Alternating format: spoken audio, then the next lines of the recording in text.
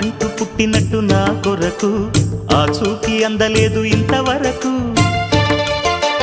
వచ్చింది గాని ఈడు ఒంటి వరకు వేధించలేదు నన్ను జంట కొరకు. చూశాక ఒక్కసారి ఇంత వెలుగు నా వంక రాను అంది కంటి కునుకు. ఈ అల్లరి గారడి నీ లీల అనుకోనా, నీ పేరు ప్రేమ అవునా, ఇవాళే నిన్ను పోల్చుకున్నా.